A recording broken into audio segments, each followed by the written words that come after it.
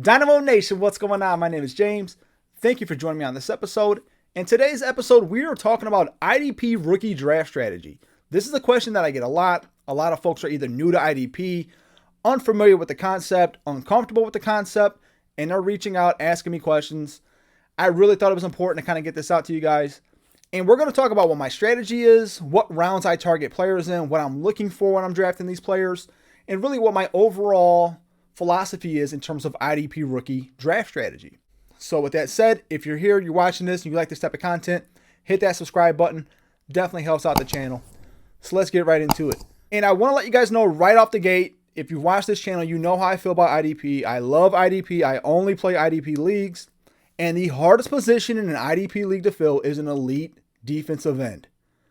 Some leagues play where you're forced to start a defensive tackle. Most leagues are just defensive line across the board. Those are the leagues that I prefer. Those defensive line leagues, securing an elite defensive end, a Myles Garrett, a Joey Bosa, a Nick Bosa, Danielle Hunter when he's healthy, Hassan Reddick, who now has DN designation in most leagues. One of those guys, to get one of them, is an utmost importance when it comes to building your IDP. If you don't have that defensive end locked down, you are going to be in a world of hurt. And what I mean by that is you look at your leagues, look at your teams. Across the board, an average week for a defensive lineman, a defensive end, or a tackle is 7-8 points. That's the average week. There's plenty of weeks where players drop off and hit 0 points, 1 point, 2 point. If you can find consistent D-line play to get you, 10 to 12 points per week for each starter, you're going to have such a positional advantage over the rest of your league. In my leagues, we typically start 3 defensive linemen. So my philosophy on that front is I need 30 points a week on average from my defensive line. If I can get that and the next team is only averaging 15, I've doubled that up. I've got a 15-point swing right there, right off the bat that I can go into the week with. This is the mindset you need to have when you're playing in an IDP league. You have to look at those matchups. It's not necessarily, team versus team. It's what's my D-line going to do versus that D-line? What's my linebacker core going to do against the opponent, so on and so forth. When you build your team that way, you're able to really flex and finesse your IDP to work to your advantage. A terrible IDP will destroy your season. It'll derail you really, really quick. But an elite, great, consistent IDP will prop you up during those down weeks. And this is why we have to take this into consideration. We have to prioritize it in our rookie drafts. For me, when I go into a rookie draft, I'm only really looking at in the second round, elite DM prospects and elite linebacker prospects. And what I mean by that is I want to see the DNs, again, like the Myles Garretts, the Bosas, that have elite draft stock. If you have a DN who's been taken in the first round, top 10, top 15, those are the players that you really want to keep an eye on, okay? Especially if they were dominant in college. You look at this year, 2022, we have Hutchinson, we have Thibodeau at just the very top of the round. There's been a great DN draft, but just to name those two off the bat here, those are players that I'm looking for at the beginning of the second round in 2022. Obviously, this is kind of a down year in terms of skill positions. It's rich at receiver. It's a little lax at running back. Quarterback play's not there.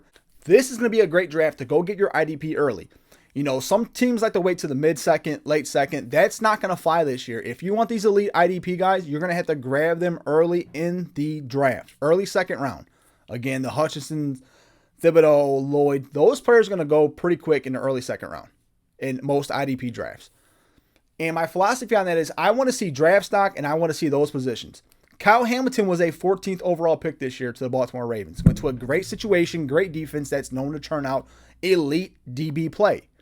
But for me, I'm going to not prioritize the DB position. If you open up your league right now, I guarantee you have 20, 30, 40 DBs sitting in free agency that you can pick up and plug right away. DB is not a position to really heavily invest in. Now, those elite safeties, yes, they have value, but I'm not going to target those players until the early third round, if I do that at all. So a Kyle Hamilton's one. Yes, early third round, I'll burn that pick on a Kyle Hamilton, but that might be the only DB in this draft that I'm really willing to consider taking that early. If I get down to the fifth round in my rookie draft and there's someone there that I like, I might take that chance to grab them so they don't end up in free agency and somebody else gets them before I do. But oftentimes I'm not going to take that plunge. If there's an elite safety prospect, early third round, that's where I'll target them. But for the linebacker and the D in front, those elite prospects, you have to grab them in the early second round. If you think that you're going to be able to wait to the back end of the second to get them, that's not going to happen. And as IDP becomes more popular, you guys have to remember this. 10 years ago, IDP was non-existent in leagues. IDP is becoming more and more popular every single season. More and more leagues are turning over to it. And as that happens, more content comes out, more strategies come out. People are starting to pay attention to IDP more. And I know this for a fact. Those elite players that I'm telling you guys, my very first IDP draft, very first, I'm looking at Bobby Wagner and Levante David, players like that I was getting in the fifth round, fifth round, because leagues had not adjusted to that point and they were still prioritizing the second, third, fourth tier wide receivers and running backs and tight ends. And they were pushing all this IDP talent to the back end of the fourth, beginning of the fifth. Those days are over. They are long gone. You're not going to get an elite linebacker prospect in the fourth, fifth round. Now, you'll always find talent in the fourth or fifth round for IDP, always. But in terms of those blue chippers right out the gate, you're going to have to invest draft stock into that. Early second, mid-second round picks, you're going to have to do that. And you can't be afraid to take that plunge, to pay that price. Your IDP will make or break you, period. And if this is a position that you're constantly sitting there and you're finding yourself year after year, week after week, just turning it over and scraping the bottom of the barrel to find starters, you are living dangerously. You absolutely are. You have to lock down your IDP, and that starts with the draft. So if you listen to anything, the fundamentals of this, take your elite DM prospects, those guys with the elite first round draft capital invested in them, top 10, top 15 picks, you're going to have to take them in the early second round. Your linebackers that are first round draft picks. You look at Lloyd this year, like you are going to have to take players like that in the first half of the second round. Like I don't see any scenario where Lloyd in a full IDP league, and by full, I mean 4 starting linebackers. I see no scenario where he makes it out of the second round. That's not going to happen. He's going to be a mid-second round pick. If he goes beyond that, then your league is sleeping, has not caught up. Like these 3-down linebackers, they're valuable. Again, if you're playing in an IDP 1-2-3 type of format, you guys have to consider the scoring that you're in and what these elite IDP put up. You can have linebackers putting up wide receiver numbers, wide receiver 2 numbers. To me, linebackers don't have a good season until they eclipse that 225, 230 point mark. Once they get to that point, that was a pretty good year. That used to be 200. That's what that number was 7-8 years ago for me, was 200 points. That was a good year for a linebacker. That's gone now. It's now 225, 230. And that's going up every single year because you're expecting more. Your defensive ends, my defensive ends, I want to see 175, 180 points before I say, yeah, he had a really good year. Think about that. DBs are the same thing. DBs, I want to see 200 points out of my starting DBs. That's a good year. Think about that across the board. If you're literally flexing your IDP to give you that positional advantage, my leagues, we start 11. So if I have 3 defensive linemen, 4 linebackers, and 4 DBs, ideally for me, I want to see 30 points from my line. I want to see 60 from my linebackers, and I want to see 40 from my DBs. That's what I like to see on a consistent basis, and that's the baseline. Because for me, if I can get that consistently from my IDP, from my 11 guys, that is 130 points. Going every single week, I know I got the 130 points coming from my IDP. And if you don't have that same kind of mindset, you are playing behind the 8 ball.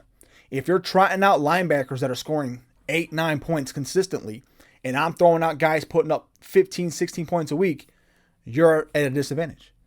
If you're trotting out defensive tackles and you're not investing in the position, you're not paying attention to the trends and which teams give up the most points against defensive tackles and defensive ends. If you're not paying attention to that and you're trotting out guys, your 3 starters getting you 12 to 15 points and my 3 are getting me 30, I just doubled up on you there too. This is how you can get those small advantages in season, but it starts here in the draft. It absolutely starts in the draft, and you have to take this serious. You have to look at your IDP and make a conscious effort that you're going to invest in it. Again, defensive end, elite defensive end with elite draft stock, early second round. 3-down linebackers, first, second round picks, beginning of the second round. Elite DB prospects, beginning of the third round. That's pretty much the breakdown for that. I'm not ever going to take an IDP in the first round. You know, that would have to be a very rare, special kind of player, and I've never done it. You know, I have taken them at the very start of the second round. You know, fourth and fifth rounds are my favorite time to throw darts at IDP. I love doing that at that point. But if you want your elite blue chippers, early second for LBDN and early third for DB. And when you're looking at your DBs, really first, second round draft stock, maybe third round draft stock. Anything after that, don't even touch. Don't touch, because there's so much DB play, it doesn't make any sense. And honestly, probably not even a third rounders. First, second round picks, if they go beyond that, I'm not messing with them. Linebackers, kind of the same deal. First, second round picks. Beyond that, you know, I'll take my chances on waiver. In the DN, I want to see first round picks. Early first round picks, and I will invest an early second rounder in my rookie draft.